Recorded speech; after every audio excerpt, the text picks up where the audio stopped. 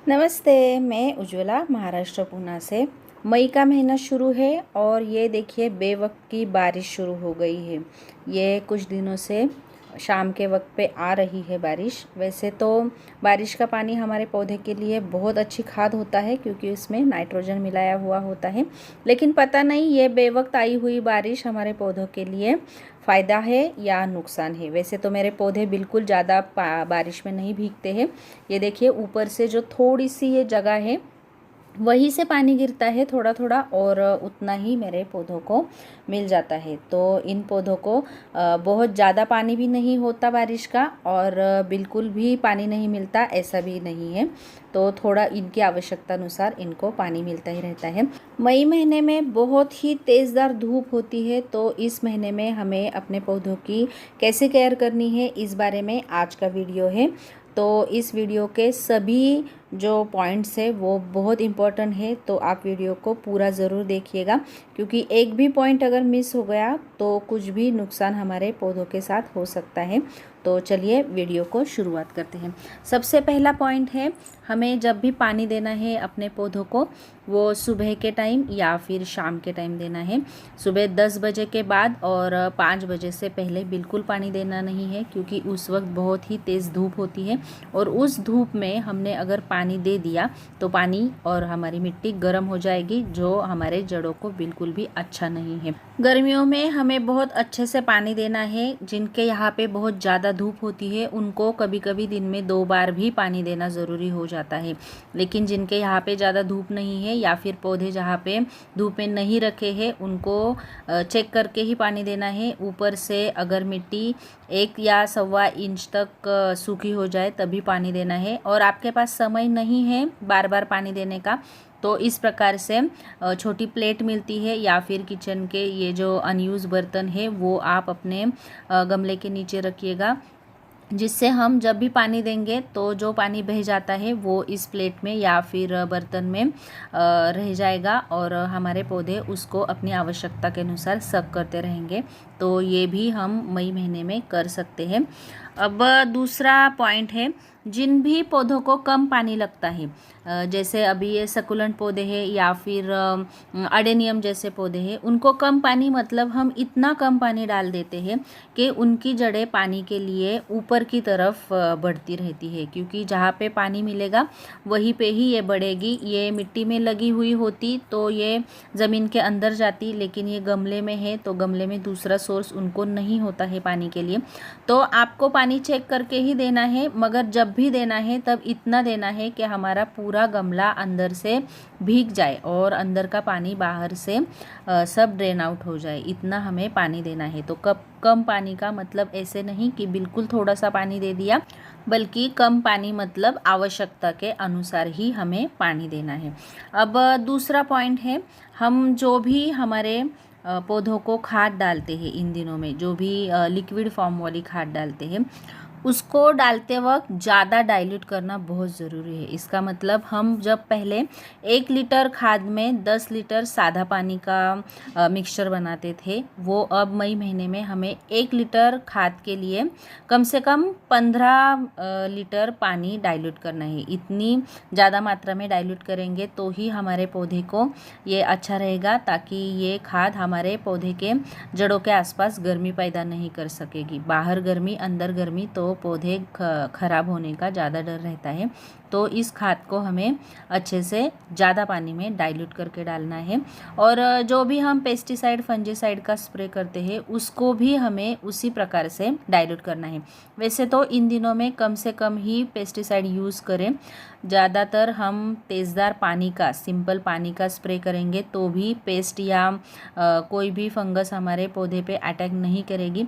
लेकिन अगर लग ही गए फंगस तो अगर करना ही पड़े आपको स्प्रे तो उसे भी ज़्यादा पानी में डाइल्यूट करें। जैसे कि 1 चम्मच नीम ऑयल हम 1 लीटर पानी में डाइल्यूट करते थे, तो अभी हमें आधा चम्मच ही नीम ऑयल लेना है 1 लीटर पानी के लिए, और उसका हमारे पौधों पर स्प्रे करना है।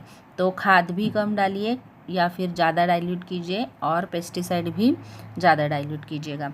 इसके बाद तीसरा पॉइंट है, हमें हमारे पौधों के पौधों की अभी रिपोर्टिंग बिल्कुल भी नहीं करनी है। कौन सी भी सिचुएशन आ जाए, हमें इस महीने में पौधे की रिपोर्टिंग नहीं करनी है।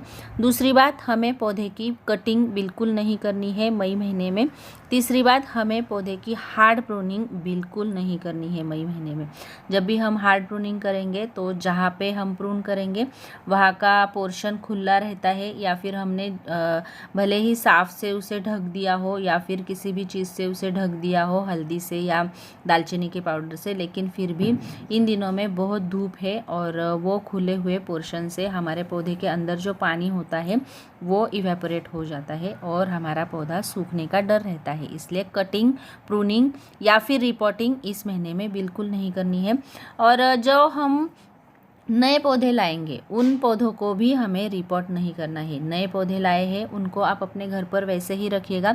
जब मई महीना ख़त्म हो जाएगा, जून के एंड में या फिर जुलाई के फर्स्ट वीक में हमें उन्हें रिपोर्ट करना है। इस महीने में अगर हमने कोई भी पौधे की रिपोर्टिंग की तो पौधे की जड़ें नई जगह में सेट नहीं हो जाएगी। बाहर की गर्मी और नई जगह से वो पौधा स्ट्रेस में आ जाएगा और ख़राब हो जाएगा। तो हमें नए पौधे लाने भी नहीं हैं, और लाए तो हमें अच्छे से उनको हमारे घर पर सेट होने देना है। हमारे जगह को उनको आदत होनी चाहिए, इस प्रकार से उन्हें रख देना है। और मई महीने के बाद हम उनको रिपोर्ट करेंगे। इसके बाद अगला मुद्दा है, किसी भी पौधे को जो हमने प्लास्टिक के गमले में लगाए हैं उनको एक ही डायरेक्शन में हमें धूप में नहीं रखना है। हमारे गमले को 8 से 10 दिनों के बीच में एक बार ऐसे घुमा लेना है, ताकि जिस बाजू से उसके ऊपर धूप गिर रही है वहाँ से हमेशा धूप गिरने के कारण हमारे पौधे की जड़ों को गर्मी लगती है और हमारे पौधे खराब होते रहते हैं। तो इसको ऐसे घुमाना बहुत ज़रूरी है। एक ही डायरेक्शन में हमें इसमें धूप में नहीं रखना है। वैसे तो दोपहर की धूप से हमें सारे गमलों को बचाना ही है, ये तो बहुत महत्वपूर्ण काम ही है। और इसीलिए इस तरह से कोई भी पर्दा या फिर ग्रीन नेट आप लगाइएगा खिड़की में या फिर बालकनी में, जिससे क्या होगा, हमारे पौधे जो है वो प्लास्टिक के गमले में लगाए हुए हैं उस पर धूप नहीं गिरेगी और पौधे की जड़ें खराब नहीं हो जाएगी। अब आखिरी और बहुत ही महत्वपूर्ण पॉइंट है। देखिए, अच्छे फूल आने के लिए हम अभी मई महीने में लिक्विड फर्टिलाइज़र यूज़ करते हैं, लेकिन हर महीने में हम जो कंपोस्ट देते हैं उस कंपोस्ट को हमें मई महीने में बिल्कुल भी हमारे पौधे की मिट्टी में नहीं मिक्स करना है। तो कंपोस्ट नहीं मिलाएंगे तो क्या मिलाएंगे? तो हम इसमें रॉक फॉस्फेट या फिर बोन मील मिलाएंगे, जो हमारे पौधे को फॉस्फोरस देगा और ज़्यादा से ज़्यादा फूल प्रोड्यूस करने के लिए मदद करेगा। इस रॉक फॉस्फेट के साथ साथ मैंने थोड़ी सी माइक्रोन्यूट्रिएंट्स पाउडर भी मिलाई है, ताकि इन दिनों में हमारे पौधे को ज़्यादा हम पानी देते हैं तो पानी के साथ साथ खाद भी बह जाती है, तो माइक्रोन्यूट्रिएंट्स भी बह जाते हैं और उनकी कमी हो जाती है। तो वो पाउडर मैंने डाल दी है। और कैल्शियम मिलने के लिए और मल्चिंग के लिए ये अंडे के छिलके भी मैंने इसके ऊपर डाल दिए हैं। आपको पता ही है, मैंने पिछले महीने में इसमें ओनियन पील के मल्चिंग की थी, लेकिन वो अभी मैंने निकाल दी है। उसके ऊपर मैंने 5 से 6 बार पानी दे दिया है। और अभी गर्मी के कारण हमारे ओनियन पील की वजह से पौधे की जड़ें ख़राब हो सकती हैं, तो उनको निकाल के मैंने ये अंडे के छिलके उसके ऊपर डाल दिए हैं। ये सब काम हमें मई महीने में करने हैं। और इतने सब काम करने के बावजूद भी कभी कभी हमारे पौधे के ऊपर फूल नहीं आते हैं, तो हमें नाराज़ नहीं होना है। हमें अपना काम करना है, ये नेचर है। हम एक चीज़ करेंगे तो ये इसके बदले में हमें 10 चीज़ें रिटर्न में दे देगा। तो हमें खाद का, पानी का और मिट्टी का ख्याल रखना है अपने पौधे की। वो एक दिन ज़रूर हमें बहुत अच्छे से अच्छे फूल खिला देगा। जब भी पौधा हमारा मजबूत होगा, जड़ों से मजबूत होगा, तभी तो वो अच्छे अच्छे फूल खिला सकेगा। इसीलिए हमें अपना काम अच्छे से कर देना है। तो कैसे लगा आपको ये वीडियो? अच्छा लगा तो लाइक ज़रूर कीजिएगा और मेरे चैनल को सब्सक्राइब कीजिएगा। नमस्ते।